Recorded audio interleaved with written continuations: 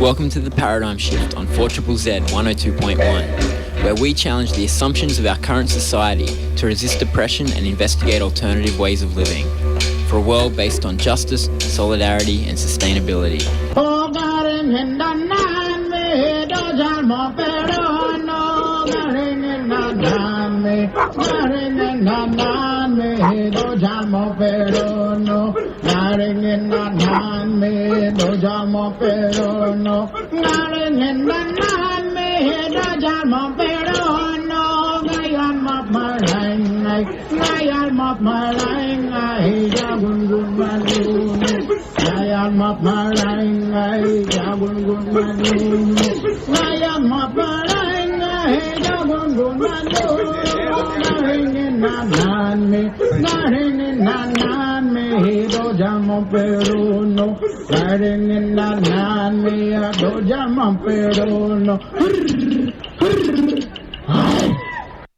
Welcome to the Paradigm Shift on 4ZZZ, and happy birthday 4ZZZ.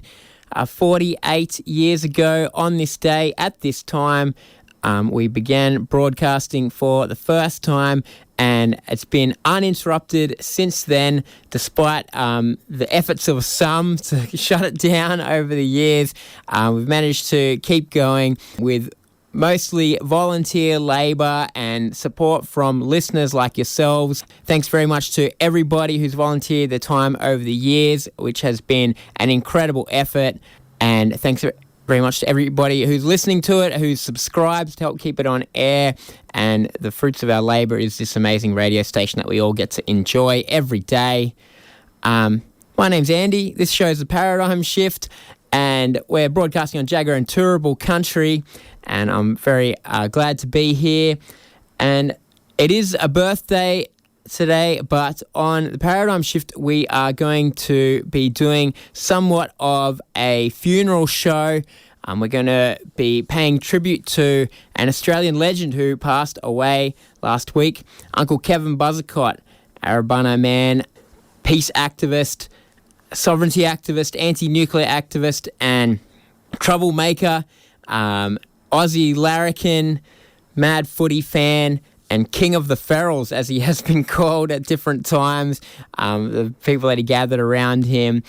He is somebody who's had an extraordinary influence on activism in this country in the last 20 to 30 years, but I think a lot of the mainstream media just don't know. There hasn't been much coverage of his death, and so on the Paradigm Shift today, I've done my best to put together a tribute to Uncle Kev that does justice to everything that he did in his extraordinary life. He was a father and a grandfather as well, but we're going to talk more about his public life as an activist and an elder for activist movements in Australia. And so we're going to hear from Lidia Thorpe, her uncle Robbie Thorpe is a long-time activist, Bilbo Taylor, who did a lot of anti-nuke stuff with Uncle Kev, Izzy Brown, who did a lot of solidarity things with Uncle Kev, trips to West Papua, as well as a lot of partying and hanging out with him, and Len Lindon, his lawyer, who worked with him in court cases and was impressed by Uncle Kev's ability to turn the courtroom into a theatre. And so there's plenty coming up. And so I'm going to let these people mostly tell the story of Uncle Kev and why his life was important and should be remembered. So let's start with a speech that Lidia Thorpe gave in Parliament last week. It is one of the few public tributes that we've seen in any kind of public sphere. I rise to pay tribute to a man who has a lifelong legacy of caring for country and fighting against mines that make money killing our mother. I speak of Arrabunna elder Uncle Kevin Buzzacott. Uncle Kev, you have given so much to our movement, have taught so many about our sovereignty in this country, peace, resistance, resilience, from the frontiers of colonialism and capitalism. All love, respect and power to you. Uncle Kev has been back home on Arrabunna land over the past few months this year, responding to the old people calling to protect country, fire country, sacred lake air on Arrabunna country that's being destroyed by BHP's Olympic Dam mining operations. I'm sitting on the old place, he said a month ago. It's the most sacredest place on the earth. We're here to protect that old place and stop the sacrifice from the mining companies and developers who want to develop it. We're born with the obligation and responsibility to look after the old place, not to destroy it. We're only borrowing the place from the kids, from the future. Long-time friend Uncle Winiata writes, "What a warrior, cheeky activist, great teacher, humorous, showman, Te Rangatira, mentor and kind man. He's received many awards for his resistance and advocacy, but he is affectionately known as the King of the Ferals, always concerned about the people that never fitted in. He loved and cared for them on many levels. I write this memoir to a gentle spirit whose ego is never a motivation. Likewise, the impact cheeky Uncle Kev has had on me is profound. I remember when he rocked up at BHP with an invoice for $1 trillion for stealing his water and his land. I remember his support at the Djapurrung Protection Embassy of my people, standing for sacred birthing trees. He said at one point, "We need to make more of a noise, Lydia. Let's move the tents and cars onto the highway." I said, "Oh, I don't know, Unc. It sounds a little bit dangerous." But he's a fighter, and he's been fighting for this country and our water and our land. And now we can all learn from him forever. "I know the country will win this argument," he says. "It might take a while, but I know it's gonna win. These hills and mountains and the lake, they've been here since before these bastards ever came along, and reminding us he is a part of country. We're going to still be here when they're dead and gone." Uncle said very recently, "I haven't been around for 77 years for nothing. I've had an incredible journey, the greatest ever, and you all helped me make it that. I can't say enough. Keep that old fire burning in the belly and don't stop until we've won. We promise to do that. We'll keep the fire burning and see you in the dream time. It's activists like this and elders like this that you won't see getting any Australia Day, a medal or any kind of acknowledgement from the colonial state that we're in today. They're the activists that get brushed aside and made out to be troublemakers and the bad people. They're usually the people that your police force run around trying to find to quickly lock up and get out the way. So, Uncle Kev, thank you for your resilience, your activism, your leadership, and for never giving up or giving in to our sovereignty in this country. And Uncle Kev, you're going to be with us forever. Thank you. That is Lidia Thorpe giving a speech in the Senate last week. Let's hear from Lydia's uncle, Robbie Thorpe. Now, I spoke to him about the significance of Uncle Kevin Buzzacott on Aboriginal activism in this country. My name's Robbie Thorpe, part of the Kulin Nation and the Gunai-Kurnai Nation, the Eagle and the Pelican. And today we're doing a tribute to the life of Kevin Buzzacott. You did a lot of stuff over the years with Uncle Kev, but can we start at the beginning of how you first met him? I think it was at Federation of Land Councils met him. I think it's the first time I met with Uncle Kev. We sort of gravitated together because I could see where he was coming from. It was similar to where I was coming from, and it wasn't being heard. But then we further on we was involved with cases against the Commonwealth and the Crown and the mining companies, also the Tent Embassy. Yeah, Uncle Kev was a big influence on the Tent Embassy for a long time. What significance do you think he had in forming that place as a centre for Aboriginal activism? Well, the fire is the obvious answer to that. He did that ceremony around the sacred fire law, he told us, and he done a proper ceremony. He carried ashes from Central Australia, everything, and it's sort of like he put, not a symbol, he actually put our law into the ground there. It's a law that relates to all the Aboriginal people across this continent. He sort of made that real for everyone. That's why it's still burning, and that's why it's like this. It's taken over as the centrepiece of that place now. I think it gave it life, and it gave it a boost, and symbolised the power of our law. Uncle Kev removed the emu and kangaroo off the old Parliament walls, and said that these things belong to our people. These are our totem law, which is a higher law than the whitefellow law. I seen it in motion. I seen what he did and how he was able to fend off the police commissioner, the fire commissioner, anyone. There's something special about Uncle Kev, and certainly showed me a lot and gave me a lot of faith and belief in my own people's law. So he done that for a lot of people. Great elder, and he was a teacher.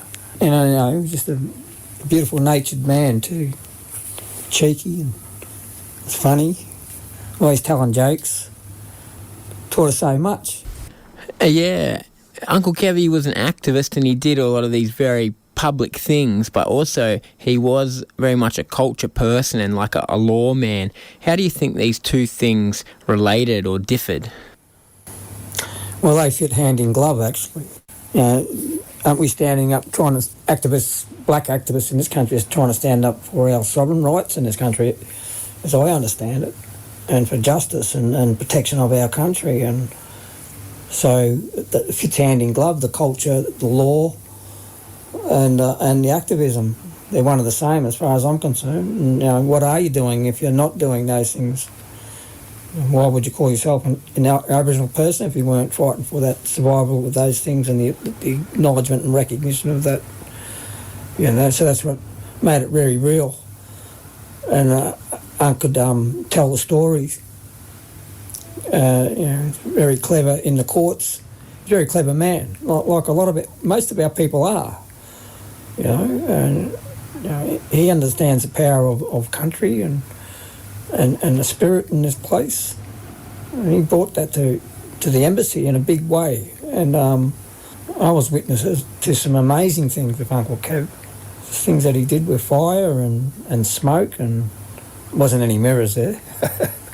But it's incredible what he did, and so brave, stood up to everybody and the police. I remember getting arrested with him in Canberra there, over that emu and kangaroo business. And he wanted to take on the law, which I said, I think I'll just, I'll just ignore it. But he took it on, which was a really hard way to roll on it, you know what I mean? You had to front up every week, or once you're subject to their law, it's really difficult. They can make a real problem for you, like reporting and stressing you out. That's what they do to our people. But Uncle Kev was a mighty warrior, had the strength. I always knew I always felt safe where he was. It was like a higher authority there with us, some sort of spiritual thing that protected us all. And that's why people gravitated around him, because he represented that. Yeah, do you think that was because of his connection to culture and country that he could have that kind of fearlessness when standing up to the law of the government? Yeah, I think so, very much.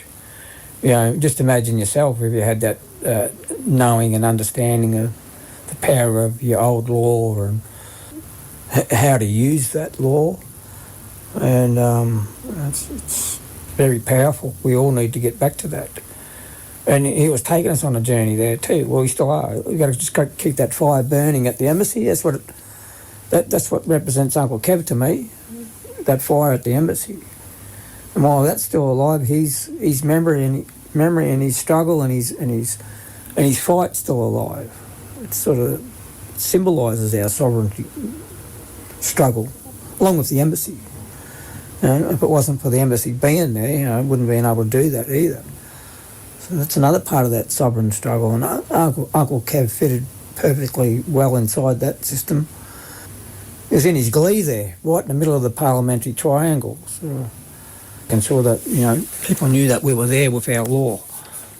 He was also, I've seen him described a couple of times this week as the king of the ferals, and he had this kind of tribe of activists and punks and hippies who he had kind of brought together to work on things. As somebody who was Aboriginal in that space, what did you think about this group of people that he brought with him? He was the master. He was a master performer. He was an artist and all that. And plus, I rely on what they call the feral support. You know, conscientious non-Aboriginal people has got a lot to do with my struggle and how I operate. You know, it's essential. And Uncle Kev understands that too and was able to utilise it, you know, fully. And they end up falling in love. He had something to offer too. He gave a lot back to people. He taught them heaps of stuff. They loved travelling with him. It was a joy to be with. It was a great adventure. They were so lucky to be with Uncle Kev. They knew it. Well, Uncle Kev, he's passed on last week. What legacy do you think he leaves for the Aboriginal movement in this country? Well, what we've all been saying all along is this: we never ceded our sovereignty over this land. You've got to stop destroying it. These multinational mining companies are tearing the place apart with the support of these governments here. And he brought that message home. He opened himself up to people and made them really aware, made them really understand. He took the time out and taught people properly. He spent months with people, and you know, that legacy is there amongst those people. And a lot of them were ferals, as they say. But you know, a lot of those people are my best friends too.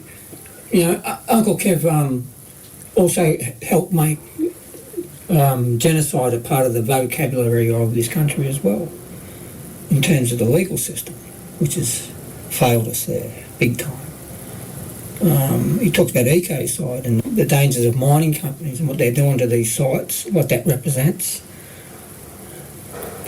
He taught us all. He left his mark on us all and on the land itself, you know, via that fire and so many other things that he did around his home country, where he was from, Arrabunna, and was much loved. He had great support all around. It's pretty tough to be activist from out in the middle of the desert, you know. You need to have this support. I'm not talking about the support of corporate bodies and welfare services. I'm talking about the independent support you need to have to talk about things the way that Unc did. He was fiercely independent and done things his way. And no, that's the great lesson Unc taught us. And anyone, you know, he taught you got to believe in yourself, believe in your law, and you can just about do anything. We've just heard from Robbie Thorpe, Gunnerkurnai Aboriginal man from down in Victoria, about Uncle Kev's influence on him. Uncle Kevin Buzzacott did die last week, and doing a tribute to an incredible life. He was 77 years old and achieved a lot in his life, certainly influenced a lot of people. We're now going to chat to Bilbo Taylor, who worked with Uncle Kev a lot over the years on anti-nuclear campaigns and all kinds of dramatic actions. Let's have a listen to Bilbo. G'day, my name's Bilbo Taylor. I'm a sovereignty campaigner, anti-nuclear campaigner and a long-term environmental campaigner. And today we're talking about Uncle Kevin Buzzacott, who has just passed away. You spent a lot of time with Uncle Kev, I understand, but let's start at the beginning, and can you tell us how you first met and got to know him? I was campaigning for a number of years, blockading in East Gippsland in Goongerah for an organisation called Gecko, blockading old growth forest logging, and I left that campaign and I was in Western Victoria with Auntie Betty King and the Goongerah people down there blockading and reclaiming land, and then I heard about this man, Kevin Buzzacott, asking for people to come out to Lake Eyre and campaign, and had no idea what it was about. I hitched to Adelaide, went to a public meeting, met him out the front in the car, jumped in the car, and next thing I know I was up at Lake Eyre and I never left. Yeah. So the Lake Eyre gathering, in part, it was about water being drained out of the Lake Eyre basin by the Olympic Dam uranium mine that was on Uncle Kevin's Arrabunna country. And that was a lot of what you had to do with him was anti-nuclear, anti-uranium activism. Can you tell us a bit about what Uncle Kev's resistance to the Olympic Dam mine looked like over the years? Well, it went longer.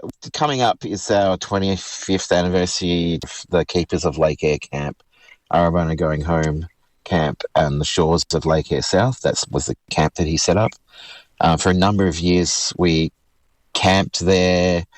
We closed the Borefield Road, the Oodnadatta track. We blockaded it. Tourists couldn't get through. We were actively dismantling their infrastructure, shutting down their water bores, occupying the mine site at Roxby Downs, which is one of the largest mines in the world, let alone uranium mines. One day, just for example, myself, his long-term partner Margaret, and Kevin just drove through the front gates and occupied the mine, and they shut the mine down, and the rest of the mob were out the front gates blockading it. So we did lots of direct action, just directly on what was Western Mining Corporation at the time. It's now BHP, just shutting down their water sources to stop them sucking that beautiful desert country dry. I mean, I can go on forever about the significance of water in that area, but it's artesian water, artesian basin water. It's 2 million years old by the time it comes up in the desert there. It supplies all the water for every plant and animal in that region, in which this mine uses 52 million litres of water a day from that artesian basin, is killing. That was the campaign in a nutshell. It was an Aboriginal sovereignty campaign first and foremost, but we were water protectors, and that's what we really had to do. Yeah, the Mound Springs there near Lake Eyre were a very significant place for Arrabunna people and for Uncle Kev as well in doing resistance to the Olympic Dam mine. Yeah, I mean, I can't explain the significance of these Mound Springs, but not just the Mound Springs. There's Wadmakadaibu, which is Snake's Head Spring, which is a big mountain spring complex. It's the most famous in the area. But there's literally hundreds of other springs, little springs that are just under rocks for warriors to drink from, and old woman's springs. And all of these springs are unique, and they hold unique plants and animals that and also supply the water for emus, dingoes, bungaras, everything, all the plants and animals. When that area floods, all of these springs meet up in this orgy of life. When Lake Eyre floods, and it all flows together, intermingles, and replenishes the desert. As soon as you start losing those springs, you lose all of the life. And that mine is taking away all of that precious life in the area. I mean, just in the years I lived there, I saw 6 springs stop flowing. So it's a very devastating thing culturally for Arrabunna people, and a devastating thing environmentally for the entire desert ecosystem. Now, as well as resisting the mine on his own country, Kev was for a long time president of ANFA, for Nuclear Free Australia. Can you tell me a bit about his influence more broadly on anti-uranium, anti-nuclear movement in Australia? It's not just in Australia, it's globally. He's a globally significant campaigner, but his influence within Australia, I think, through ANFA, which is a organisation that is, as an anti-nuclear movement, is based in Aboriginal sovereignty. That's the basis of ANFA. He was at the first ANFA, and he was a real driving force behind it. And he's a radical campaigner, and he kept things radical, kept things fresh. and always pushed. He was always there pushing for the rights of his people at Lake Eyre and around those areas, but also just recognising that this is an international issue, not just about uranium and nuclear weapons and all that sort of stuff, but an international issue of displacement and dispossession of Indigenous peoples from this industry. And you mentioned there was a blockade camp, and I think there were court cases as well against the Olympic Dam mine. But one of the other actions that he did a few times that he organised that you were a part of was these walks for peace, like long walks. Can you tell us a bit about that? Yeah. The first one was really just leading up to the 2000 Olympics. We would often have a early morning meeting at Lake Eyre to see what we're going to do for the week or the day, and he just said, I think we're going to have to walk to the Sydney Olympics. We're like, right, let's make it happen. So we just put the call out and started walking from Lake Eyre carrying a fire, a sacred fire, which is the same fire that burns at the embassy in Canberra, out across country, through Wilcannia, all that country, across to Canberra to the Aboriginal tent embassy and up to Sydney. So we carried that fire, we kept it lit the whole way. It was carried in coolamans by people walking. And we eventually took out the passenger seat in his car and built a fire in there on a bed of sand, and it was built fire billowing out the door.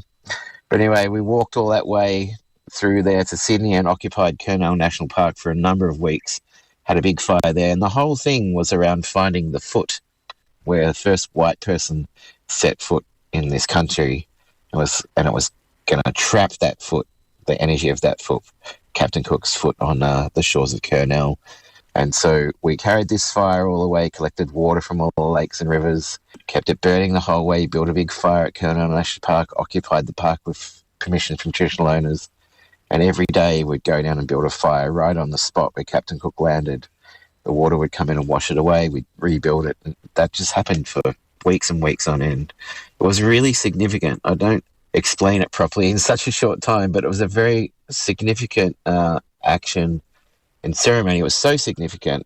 We had hundreds of people there. During one of the meetings, we had a call from John Howard's office offering us $40,000 to move camp because it was such an embarrassment to the Australian government, which we told them to stick up their arse, basically. Over the course of a weekend, we had a 2-day ceremony that Kevin organised that was called Coming the Right Way and Coming the Wrong Way. Thousands of people came to be smoked in and walked in from the water. And it was teaching people how to be peaceful and how we should come the right way. Even now, in this day and age, we still need to come the right way. We've never done that. And I think that's what he was all about, teaching people to come the right way and building a fire in them to continue that struggle. After that, there was another walk to Japan or something like that, I understand? Yeah. I was one of the organisers for that walk, a few others. It was called the International Peace Pilgrimage. Tomorrow is the 25th anniversary of that walk.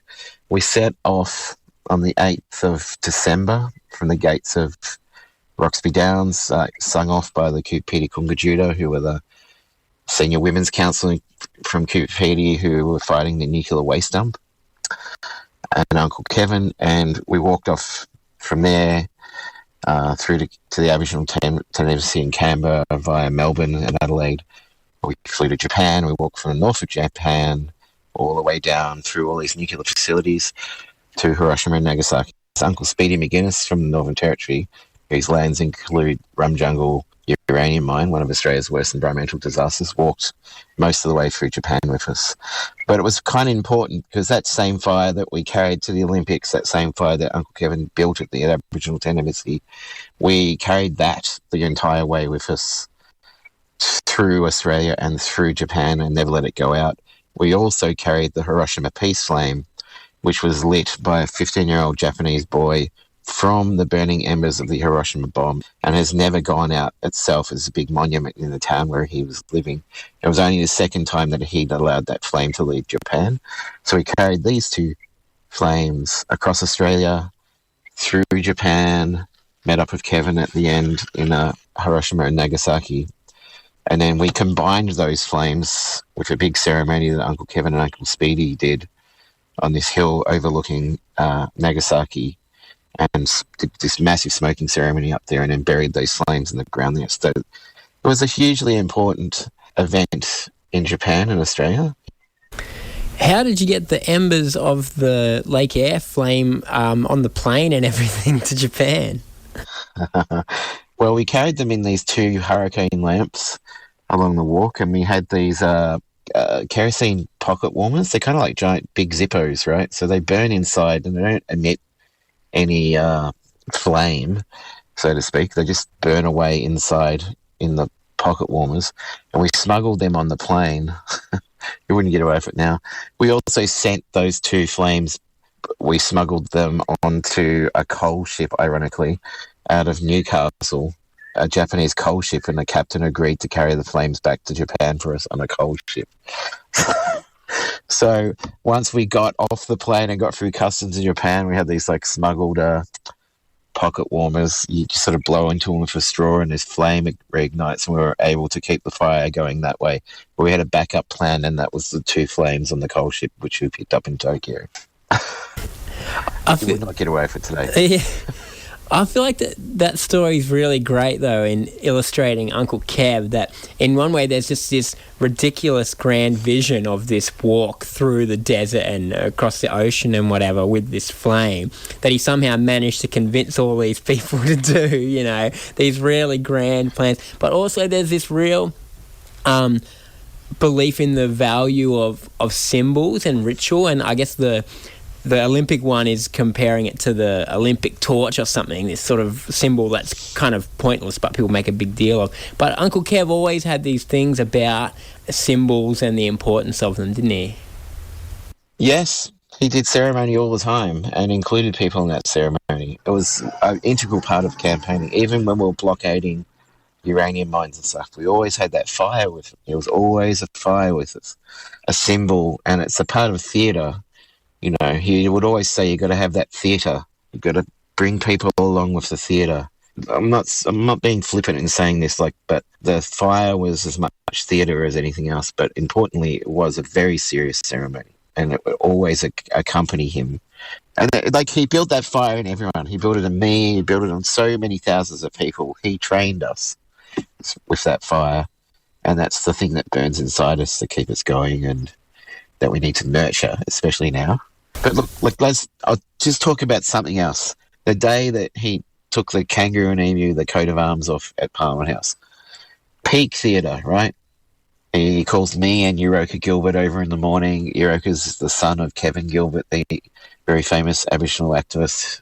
He said, I need a stepladder and a crowbar. I knew what he was going to do because we'd been talking about it for months. His old people had told him to do this for 30 years ago, but that was the right time to do it. He just woke up and this is the moment to do it. Walks over, crowbars off the coat of arms, crowbars off another coat of arms. Pretty soon we're surrounded by cops. The old Parliament House is surrounded by riot cops. And he's just in the moment, walking up and down with his stick and the ladder, laying down the law to these riot cops. Just went on for days and days. This theatre around this action was so grand and so important. We're having the head of Qantas at the time ringing up, offering money so that we would take a intellectual property right act out against Qantas for using the kangaroo as their symbol. But for him, it was a very serious thing. These animals are not just symbols; they're his relatives. To have those kangaroo and emu up on the coat of arms is insulting, to say the least. Now, it was a very serious thing for him to do that. I said he'd waited 30 years to do that, to bring those family members back. And, the government's never gotten those coat of arms back. I don't know where they are, but they're never getting them back. So he was rescuing his family members and taking that power away from the Commonwealth in doing so, but also using this grand theatrics to do it and creating this immutable story. It was quite an amazing experience to be a part of. Uncle Kev has passed on now, gone to be with his ancestors. What legacy do you think that he leaves? Sure. I mean, that's unquantifiable, I guess. He is a huge figure in Aboriginal activism in Australia. in sovereignty campaigning, in land rights campaigning. He's a huge figure internationally as a peace activist, as also a Indigenous sovereignty activist globally, and personally for many of us, his family. So I don't know. All I know is he built a fire in me. He raised up generations of sovereignty campaigners. He took on kings and queens of England and Commonwealth governments and mining companies. And I hope he's never forgotten. You're on the Paradigm Shift on 4ZZZ. That is Bilbo Taylor there, talking about his experiences with the late, great Kevin Buzzacott. Somebody else who spent a lot of time organising crazy adventures with Uncle Kev was Izzy Brown of hip-hop group Combat Wombat, who, as well as doing all kinds of activist escapades with Uncle Kev, also got to see another side of him in organising gigs and parties with him. Let's have a listen to Izzy. Hi, I'm Izzy Brown from Combat Wombat. And today we're doing a bit of a memorial for Kevin Buzzacott. You spent a lot of time working with him, but can you start off telling us how you first met him and got involved doing stuff with him?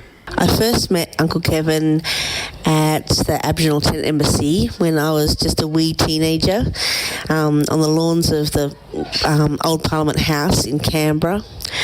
I remember we were playing a game of invisible cricket, and I think I was like bowling invisible cricket balls. I think he was hitting them. I can't remember exactly, but it was there that I first learnt about, his struggle for his country, Arrabunna country, against the mining company at that time was Western Mining Corporation. Witnessed Uncle Kev's, staunchness against the state and creative ways to go about that kind of resistance at the embassy. Now, Izzy, I'm interested in asking you about this because, as well as being a staunch activist, Uncle Kev also loved to party, and I believe that one of Australia's most epic doofs ever took place on his Arrabunna country. So could you tell us about how these two worlds combined? So Uncle Kevin is also a member of our band, Combat Wombat. He often jumped up on stage to do cameo appearances with Combat Wombat. His MC name was Buzz Wapper. There was many a party and many a gig that, he blessed the microphone, but also around the campfire as the music plays, he was, often the last one still standing or sitting as the sun came up. So we had some big events up on Arrabunna country. Burnout was one up at Aubrey Creek Station that happened for many years. It involved building a big giant fire sculpture that Christian made, and different sound system crews would come up and have wild parties up there, and the life of the party was certainly Mr. Uncle Kevin Buzzacott. We also had the Earth Dream convoy in 2000, which involved crews from Europe and America and the UK bringing their sound systems over and bringing them out to Arrabunna country up at Lake Eyre, where we also had massive parties. And that was the thing about Uncle Kev. He was just wanted to see people coming together and enjoying themselves, and he certainly enjoyed himself too, with the occasional rendition of a bit of Creedence Clearwater in between the techno and the hip-hop. Yeah, I think that's one of the notable things about him too, is that he loved that kind of feral activist subculture and was a kind of a link for many people in that scene to, Aboriginal activism and the anti-nuclear movement. Absolutely. I think it was, his big open heart that accepted. He didn't care if you were, a punk or a feral or a hippie or whatever it was. His heart was open and welcoming to anyone that was, prepared to care for the land and look after the land. And he created like spaces that were so welcoming and so kind of educational, I guess, for people of all walks of life.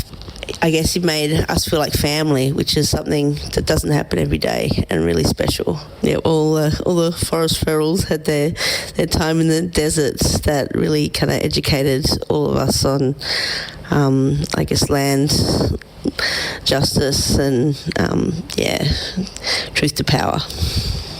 Yeah, I think that's an important thing to highlight too. I went out to Uncle Kev's country a couple of times at events that you helped organise, like the Lizard's Revenge, and being there in the desert, it takes that kind of uranium mining from this theoretical thing to this really tangible thing of this fragile country. Is that something that was important to Uncle Kev, getting people on country? It sure is. For him, bringing people back to the land and helping people experience that connection to land enabled people to know what they were fighting for, to have that connection with the country. You want to stand up for it, you want to protect it, and by making people feel welcome there and inviting them there and having that connection with that place, it creates like a whole movement almost that will then, stand up for country in the future. And I think that was definitely part of his vision. Now, another big project that you were involved in with Uncle Kev was the flotilla to West Papua, which is a long way from the desert, but I understand that Uncle Kev was very keen on bringing together these two Indigenous cultures that are fighting against extractive colonialism. Yeah, the Freedom Flotilla was born actually at a squat in Carlton, where Uncle Kev was kind of camping out the back in a little shed. And it was there he connected with Jacob Brombiak and some of the West Papuans that were in contact with the 43 West Papuan refugees that were coming by canoe to Australia.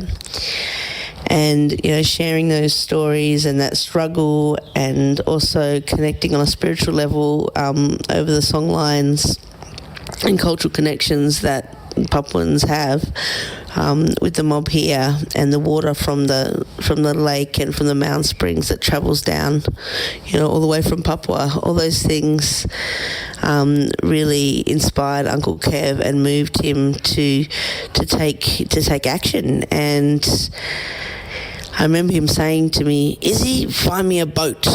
I need a boat. I need a fleet of boats. We're going to West Papua to help our brothers and sisters over there." And I was like, yeah, sure. Not that I knew anything about boats or how to get one. But he enlisted me with the quest, and, I'm fairly determined. So we put that into action, and we just sued the police for pepper spraying and beating us at Beverley Uranium Mine, and we used that money to buy a yacht for the flotilla.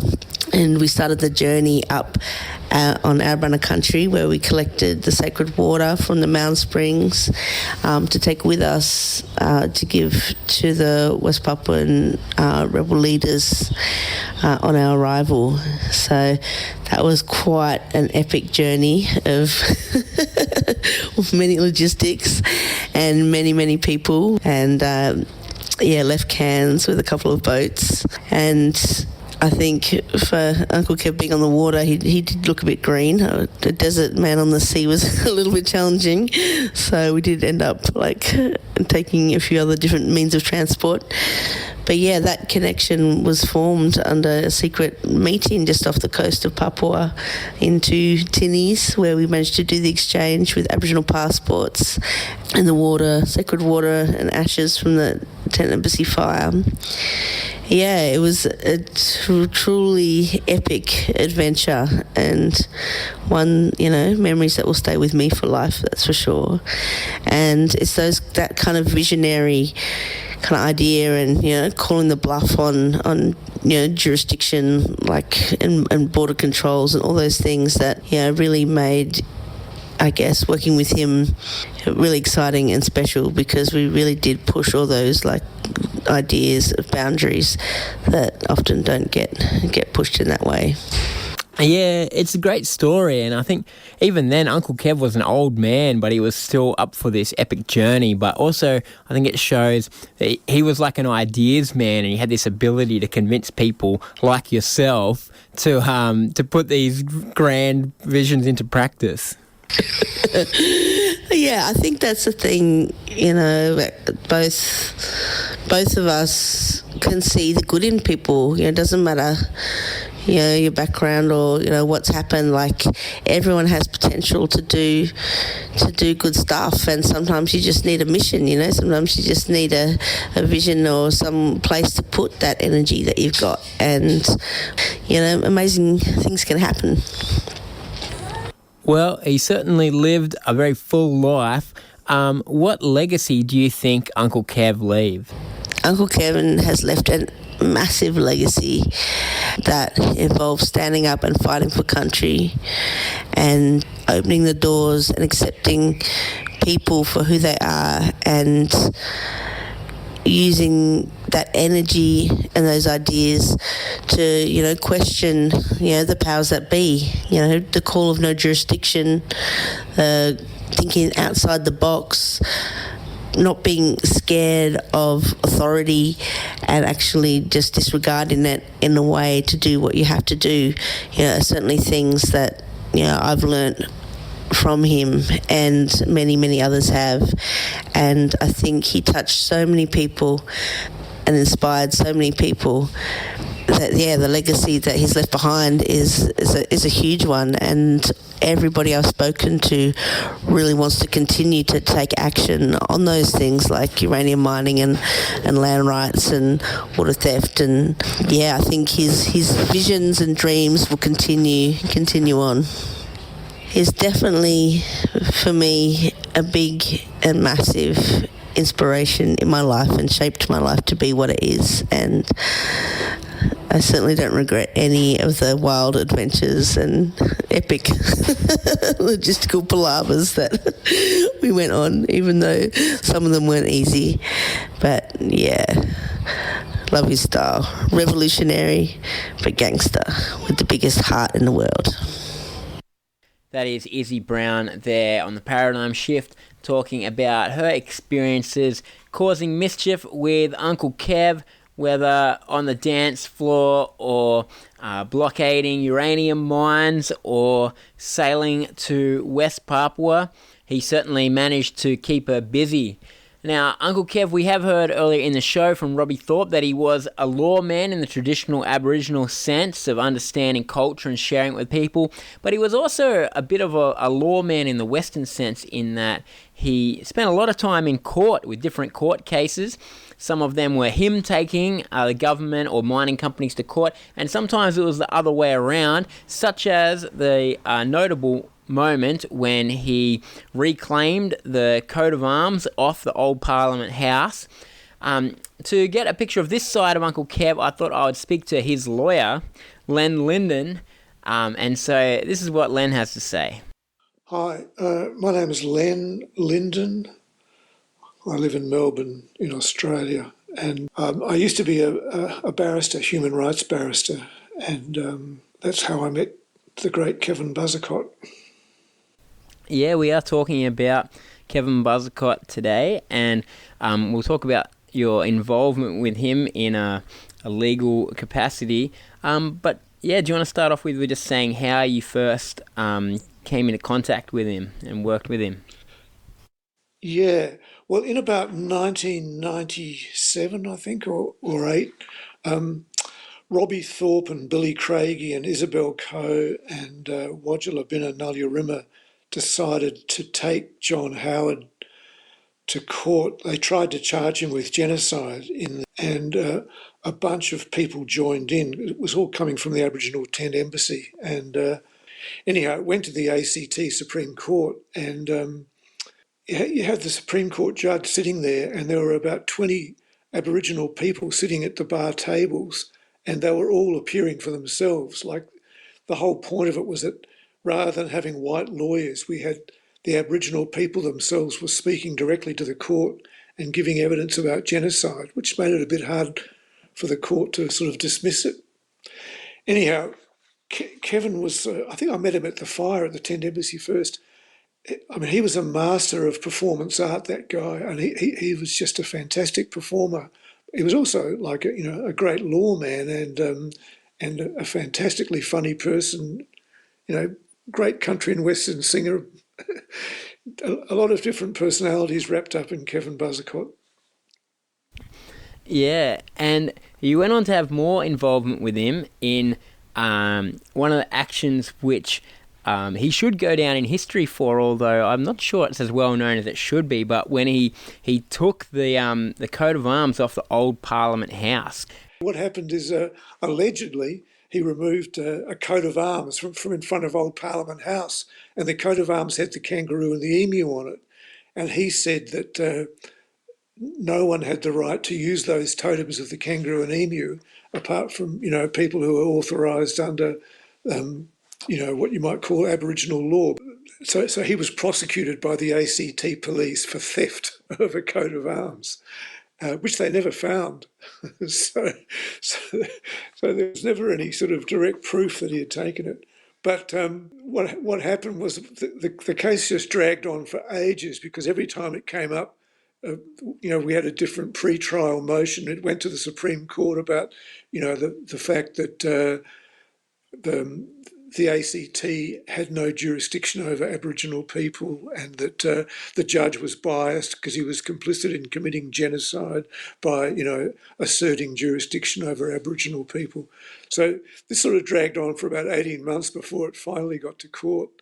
And so they started calling witnesses, and they called the policeman at the time. And of course, we asked the policeman, where he got his jurisdiction from, and he had no idea really. The judge turned out to be the same judge that had heard this case about John Howard and the 10-point plan, and so he was very sympathetic, and he had actually come down to the Tent Embassy on a view in the previous case.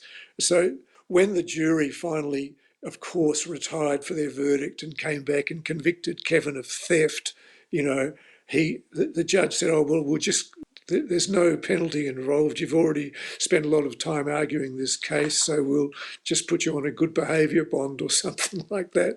So this huge trial that went for days and it dragged on for years really was just all about, a good behaviour bond when it came down to it.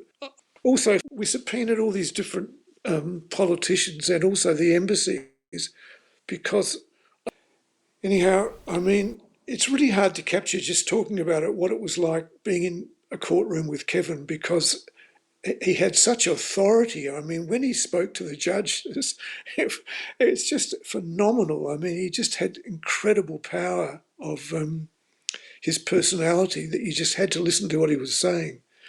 And in fact, we did another case in South Australia where we charged the head of the mining company and with genocide in relation to Lake Eyre and the mining of Lake Eyre and Western Mining Corporation. And so he was once again in court talking directly to the judge. Fantastic. But I think, we asked him in the most recent case a couple of months ago if he wanted to come in on it, and he said he just had no confidence at all in the courts. Just he thought they would just never, even if they pretended to listen, they would never give justice, and that's certainly true in Australia. Well, what legacy do you think Kevin Buzzacott leaves? Yeah, well, first of all, Kevin hasn't died. I mean, he just lives on in anyone that knew him, and I think his reputation will just grow and grow and grow as the years go past. But there are so many people, white people and Aboriginal people, that knew him and met him, that have been affected by knowing him, and his strength and his commitment and his fantastic humour and his lightness of spirit. Anyone that was fortunate enough to come into contact with that man was pretty lucky, and I'm sure it will live on in their spirit forever. That is Len Lindon there, giving one last tribute to Uncle Kevin Buzzacott. And I could have played more. A lot of people had their lives impacted one way or another by Uncle Kev, and it's been a great honour actually collecting some of these stories to share with the world and hopefully document them for the future as well. I couldn't believe the lack of coverage of Uncle Kev's death last week in the mainstream media for somebody who has had such an impact on the world. But ultimately, death in any way is a great reflection tool on our own mortality, and it's a reminder that the best impact you can have is not always being the most famous person or the richest or the most successful by some arbitrary measure, but actually your life will live on in the people that you impacted, both those around you and those who get to live in the world that you helped create. And Uncle Kev will certainly live on in both those ways. So RIP to Uncle Kev. We'll miss you here in this country, in the world of activism, but we're better off for you having been around for your 77 years. And that's all for another episode of The Paradigm Shift. I'll see you next week.